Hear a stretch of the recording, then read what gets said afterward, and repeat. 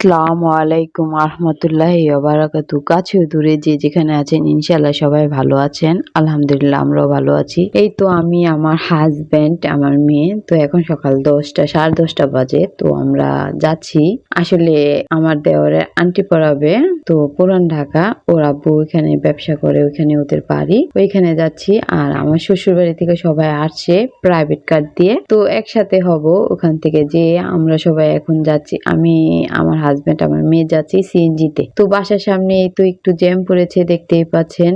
তো এটা হয়েছে নতুন বাজারে একটু পরে, তো ওইখানে একটু জ্যামে আছি। তো এই তো ভিডিও ধরলাম, তার জন্য একটু মোবাইলটা ধরলাম। তো এই দুপুরবেলা এত একটা জ্যাম নেই, তাও জ্যাম বলা যায়। তারপরে এই তো আমরা সবাই একসাথে হলাম। এই তো ফল ফ্রুট কিনলো, তারপরে এগুলোর ডালা সাজালাম এখানে। তো মিষ্টি, রসমালাই অনেক কিছু নেওয়া হয়েছে, এগুলো সবকিছু ভালো করে প্যাকেট করে নিলাম। তো এই যে দুটো ডালা সাজিয়েছি। এই যে আমরা আবার গাড়িতে উঠে বললাম। ওই যে সামনে বাইকটি দেখতে পাচ্ছেন, ওইটা আমার দেওর, তিনজনই দেওর। আমার সামনে আমার আমার মানে আমার হাজবেন্ডের ছোট ভাই, তারপর ও চাস্তো ভাই, আর বাড়ির আরেকজন। তো সবাই তো দেওর। তো এই তো গাড়িতে আমরা সবাই যাচ্ছি, আর কাকা সামনে বসেছে, যেহেতু কাকা অসুস্থ মানুষ, মুরব্বী যথেষ্ট। আর কাকার ছেলেরই বিয়ে, ছোট কাকার ছেলের বিয়ে। তো আমরা সবাই যাচ্ছি, এখানে আমার যা, আমার ভাসুর সবাই আছি। তো চাচি আম্মাও এসেছে। তো এই তো আমরা সবাই এখানে এসে পৌঁছালাম।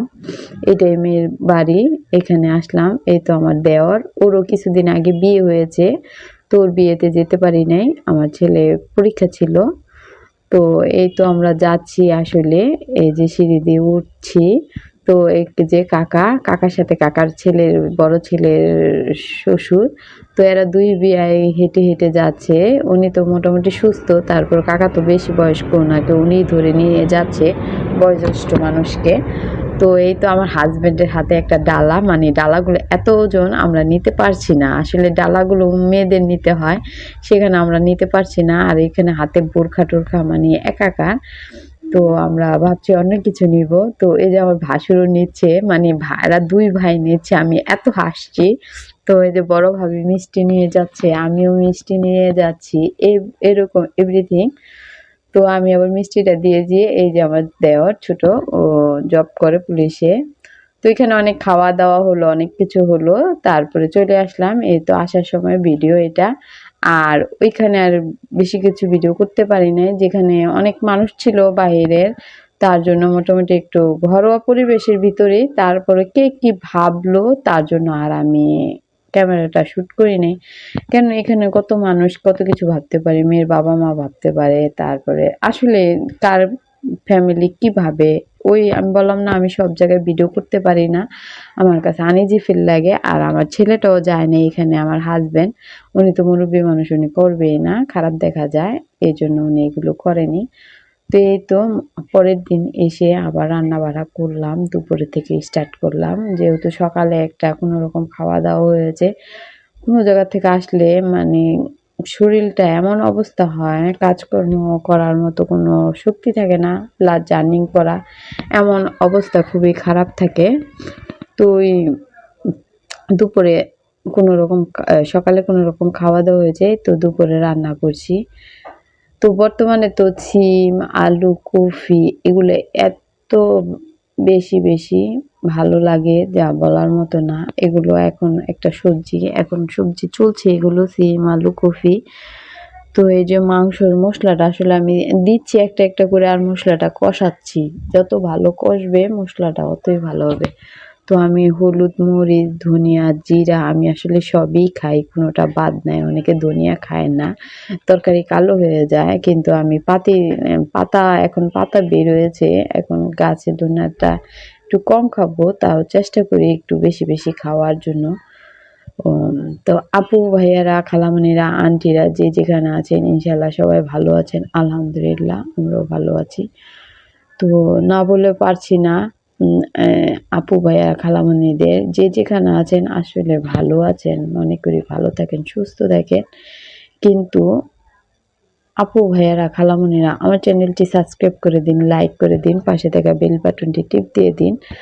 তো এই যে মাংসের জন্য আলুগুলো কষানো হচ্ছে, আসলে এক এক দিন আমি এক একভাবে মাংস রান্না করি। আমার আসলে ভালো লাগে এক এক দিন এক এক রকম রান্না করতে। আজকে মাংসের আলুগুলো কষিয়ে রান্না করব। যেহেতু একদিন ভাজি একদিন কাঁচা দিয়ে দিই, আজকে মাংসের আলুগুলো আগে কষিয়ে নিব। যেমন আপনারা জানেন কিনা, বিক্রমপুরে যে একটা আলুর দম চলে, সেই আলুর দমের মতো রান্না করতে চেয়েছিলাম। আলুটা আগে ভেজে নিয়েছিলাম, তার জন্য কষিয়ে নিলাম। তো এই যে মাংস বসিয়ে দিচ্ছি। তো আপু ভাইয়েরা খালামণিরা যে যেখানে আছেন, প্লিজ আমার চ্যানেলটি সাবস্ক্রাইব করে দিন, লাইক করে দিন, পাশে থাকা বেল বাটনটি টিপ দিয়ে দিন, ক্লিক করে দিন। নতুন নতুন ভিডিও চ্যানেল নোটিফিকেশন চলে যায় আপনাদের কাছে। তো এই তো মাংসটা দেখছেন খুব সুন্দর কালার হয়েছে। আসলে যে জিনিসটা দেখতে ভালো লাগে, যে সেই জিনিসটা খেতে ভালো লাগে, আমি সব সময় বলি। ওদিন আমার শ্বশুর বাড়িতে গিয়েছিলাম, তো আসলে ভিডিওগুলো কিছু ছাড়বো। তো বাবুর্চি রান্না করেছে, উনি বলতেছে যে জিনিসটা দেখতে ভালো লাগবে দেখবে, সেই জিনিসটা খেতে ভালো লাগবে। তো আমি ওদিন আবার বললাম যে হ্যাঁ, আমি সবসময় এই কথাটা আমি বলি আমার প্রিয় আপুদের কাছে, যে যে জিনিসটা দেখতে ভালো লাগে সেই জিনিসটা খেতেও ভালো লাগে। কেন, আপনি যদি দেখতে ভালো না লাগে সেটা খেতেও ভালো লাগবে না, মুখরোচক হবে না আপনার। তো আমারও চিন্তাধারায় একই কথা, একই ভাবনা, একই সব কিছু। তো আমি ঝোল দিয়ে দিলাম। তো আসলে আমি সবসময় পানিটা গরম করার চেষ্টা করি, আবার কাঁচা পানি দিয়ে দিই বেশিরভাগ। কি তাড়াহুড়া থাকে, তো রান্না আসলে আমার খুব ঘরে আসলে আমার খুব তাড়াহুড়া থাকে। মানে অল্প শর্ট টাইমে আমি তাড়াতাড়ি করে রান্না করে বের হয়ে যেতে, আর আমি দেরি করে যখন পাকঘরে আসি সকালে, তার জন্য উঠি করে উঠা হয় না, এরকম অবস্থা। তো এই তো গুঁড়া মাছ রান্না করব। মুরগির সাথে গুঁড়া মাছ হলে কেমন হয় বলেন তো? আমার ছেলে তো সাপ খাবে না, আমার মেয়ে তো আরো সাপ। আমি আর আমার হাজবেন্ড খাবো, তার জন্য রান্না করছি। তারা মুরগি খাবে, আমরা গুঁড়া মাছ খাবো। কেন, আমাদের গুঁড়া মাছটা অনেক ফেভারিট, আমার আর আমার হাজবেন্ডের অনেক পছন্দ। তো আমার হাজবেন্ডের জন্য আমি শুধু এরকম কাঁচা কাঁচা কাঁচা গন্ধ থাকে না জানি, সেরকম একটু উলট পালট করে নিয়ে আমি কড়াইতে, মানে একটা ভাজা ওরকম করি না আমি কোনো সময়, আমার ভালো লাগে না ওরকম রান্না করলে। একটা মিডিয়াম সাইজের রান্না আমি পছন্দ করি।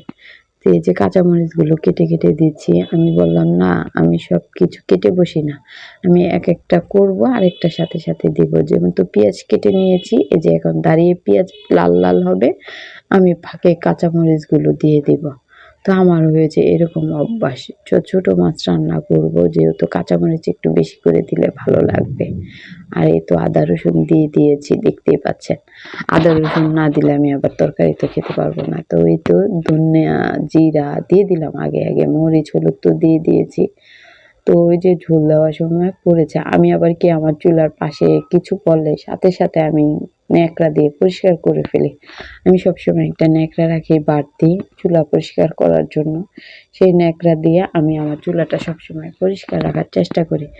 জানি না চুলা যদি অপরিষ্কার হয় কার কেমন লাগে, আমার তো ভীষণ ভীষণ খারাপ লাগে, আমার খুবই খারাপ লাগে। আমি সবচেয়ে বেশি প্রাধান্য দিই আমার পাকঘর।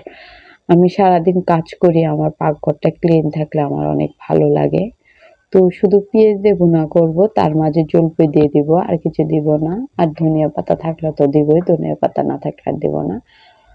তো আমার কাছে আসলে ভালো লাগে যে সিজনে যে ইয়াটা, এখন জলপাই তো ফ্রিজে জলপাই, সিদ্ধ জলপাই ছিল, ওগুলো দিয়ে দিয়ে কেটে কেটে দিচ্ছি। আমার হাজবেন্ড আবার পছন্দ করে, আমিও করি।